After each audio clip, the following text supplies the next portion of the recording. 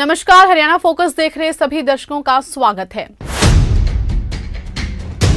हरियाणा के मुख्यमंत्री श्री मनोहर लाल ने कहा है कि अप्रैल 2023 तक गुरु सुदर्शन जी महाराज का जन्म शताब्दी वर्ष मनाया जा रहा है।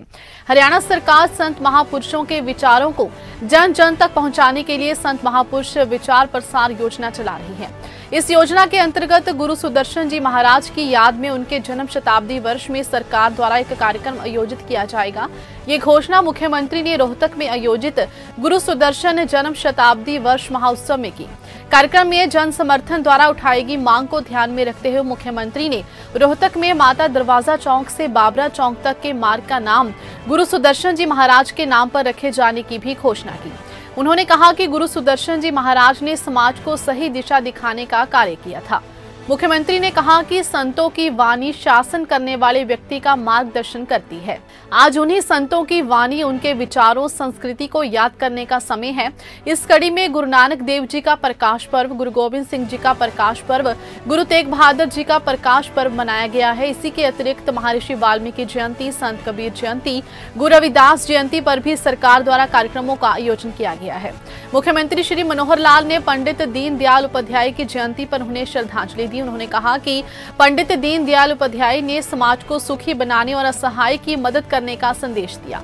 उन्होंने हमेशा पंक्ति में खड़े अंतिम व्यक्ति की मदद और अंत्योदय के सिद्धांत को आगे बढ़ाया। हरियाणा सरकार पंडित दीनदयाल उपाध्याय के अंत्योदय के मार्ग पर चल रही है। मुख्यमंत्री श्री मनोहर लाल ने कहा कि हरियाणा सरकार ने भ्रूण हत्या के मामलों पर शिकंजा कसा है। प्रधानमंत्री श्री नरेंद्र मोदी ने बेटी बचाओ बेटी पढ़ाओ अभियान की शुरुआत हरियाणा से ही की थी। उन्होंने कहा कि हमें जीवन को अच्छा बनाने का संकल्प लेना चाहिए। इस अवसर पर राष्ट्रीय स्वयंसेवक संघ के सरकारवाह श्री दत्तात्रेय होसबले, उड़ीसा के राज्यपाल श्री गणेशी लाल, पूर्व मंत्री श्री मनीष ग्रोवर, पद्म श्री सुदर्शन पटनायक, संत समाज और संगत मौजूद रही।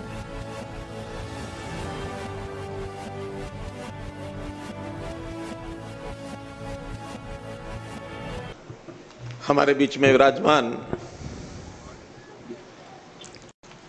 पूज्य संत श्री जयमुनि जी महाराज, समता विभूति श्री सत्यप्रकाश मुनि जी थाने 7 सहित हमारे राष्ट्रीय स्वयंसेवक संघ के सरकारेवा श्री दत्तात्रेय होसबोले जी, उड़ीसा के हमारे माननीय राज्यपाल प्रोफेसर गणेशी लाल जी, समस्त संत मंडल व साध्वी मंडल, अन्य महानुभाव भाइयों बहनों, सर्वप्रथम तो मैं बहुत प्रभावी हुआ इस बात से कि मुझे मंच पर एक बहुत ही अति सुंदर गिफ्ट के रूप में जो गुरु सुदर्शन संघ जी की ओर से श्री प्रवीण मुनि जी ने एक पुस्तिका के रूप में मुझे दी है। मैं उसको हस्तलिखित सारा संदेश है, मैं उसको पूरा पढ़ तो नहीं पाया हूँ, लेकिन जितना उसमें से मैंने देखा, निश्चित रूप से एक जो संदेश जैन संतजनों का जो संदेश उसमें ध्यान में आया, और वास्तव में मार्गदर्शक एक समाज सेवी व्यक्ति के लिए किस प्रकार से हो सकता है, उसकी झलक उसमें से मुझे मिली है। मैं पूज्य संतजनों को विश्वास दिलाता हूँ कि आपके बताए मार्ग पर मैं अवश्य चलूँगा। वैसे भी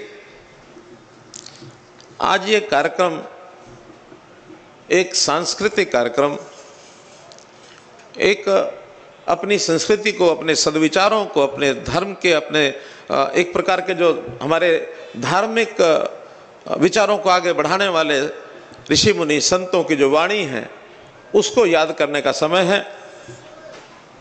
हमारे संत गुरु श्री सुदर्शन जी महाराज का ये जो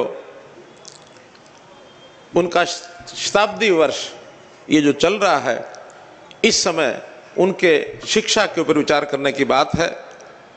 और दूसरी तरफ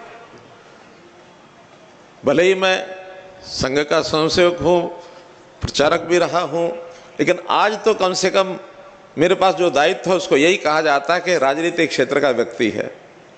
मैं नहीं समझ पाया कि आज के इस मंच पर हमारे मित्र, हमारे साथी श्री सुरेंद्र जैन जी ने मुझे क्यों बुलाया है। वैसे तो मैं इनका आभारी हूं कि आज मुझे संतजनों के प्रवचन सुनने का और एक राज धर्म को निभाने के लिए संतों की बताई दिशा पर चलने का जो अवसर मिलेगा, निश्चित रूप से उससे मुझे लाभ होगा। उसके लिए तो मैं बहुत आभारी हूं। क्योंकि ऐसा कहा जाता है, पुराने समय में यही शासन व्यवस्था राजाओं के रूप में होती थी। तो उस समय किसी राजा का राज्याभिषेक होता था तो राजा के मन में ये होता था कि मैं तो राजा हो गया, मैं कुछ भी करूं उचित है, मुझे कोई दंडित नहीं कर सकता। लेकिन उसी समय जो धर्म गुरु होते थे, राजगुरु होते थे, वो एक पंख लेकर के सिर पर रखते थे और वो कहते थे, ऐसी बात नहीं जैसे सोच रहे हो, अगर कहीं गलत करोगे तो धर्म दंड्योसी, धर्म दंड्योसी। तो मैं तो उस विचार को मान करके चलता हूं कि इन संतों की जो वाणी का उपदेश होता है वो एक शासन करने वाले व्यक्ति को एक लोक सेवा का धर्म निभाने के लिए कैसे प्रेरित करता है, ये एक बहुत बड़ा लाभ हमको मिलेगा। आज मैं दिव्य अलौकिक गुणों के धनी मंच पर विराजमान मुनिजनों के चरणों में सादर नमन करता हूं और पूज्य गुरु श्री सुदर्शन जी महाराज के जन्म शताब्दी महोत्सव पर सभी का बहुत बहुत आभार प्रकट करता हूं। जैसा हम जानते हैं कि ये जो महोत्सव वर्ष है 4 अप्रैल 2022 से और आने वाला वर्ष 2023 4 अप्रैल तक चलने वाला है।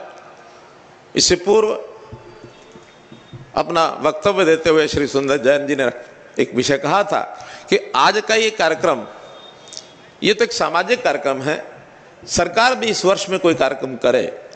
मैं इस विषय में जानकारी देना चाहता हूं कि हमारी एक योजना है, संत महापुरुष विचार प्रसार योजना। तो जो भी संत महापुरुष आदर्शवादी, उनके विचारों के प्रसार के लिए हम उनकी जन्म शताब्दियों पर तो विशेष तौर पर कार्यक्रम करते हैं। अभी हमने पिछले दिनों में सिख गुरुओं के कार्यक्रम किए, जिसके अंदर गुरु नानक देव जी का 650 साला कार्यक्रम, गुरु गोविंद सिंह जी का भी उनकी ये जो 50वां जो यानी 450वां जो कार्यक्रम हुआ, 400वां वर्ष जो था, और अभी थोड़े दिन पहले गुरु तेग बहादुर जी का भी 400वां जो प्रकाशोत्सव है, हमने पानीपत में कार्यक्रम किया। साथ साथ हम गुरु रविदास जी के हमारे रविदास जी के साथ साथ कबीरदास जी के और महर्षि वाल्मीकि जी के, डॉक्टर अम्बेडकर जी के, इनके जो जयंती वर्ष के रूप में जो कार्यक्रम हैं सरकार की ओर से सब करते हैं। आज मुझे अवसर मिला है ये आपको बताने के लिए कि निश्चित रूप से मैं जब अप्रैल 2023 में इस वर्ष की समाप्ति हो रही होगी तो हम एक कार्यक्रम सरकार की ओर से निश्चित करेंगे। मैं आपको ये विश्वास दिलाता हूं।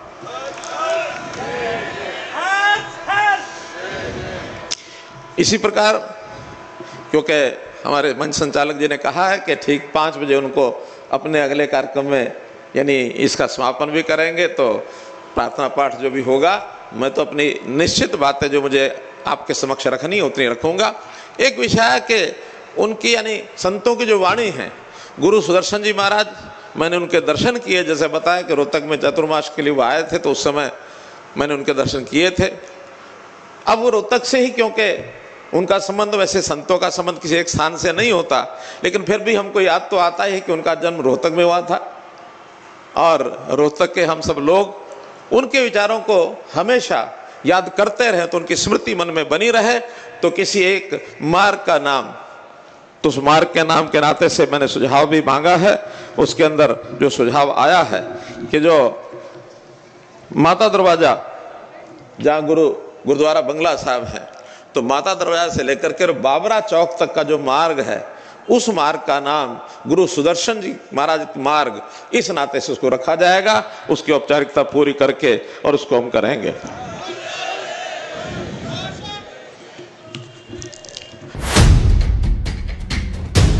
फिलहाल हरियाणा फोकस में बस इतना ही। मुझे दीजिए इजाजत। धन्यवाद।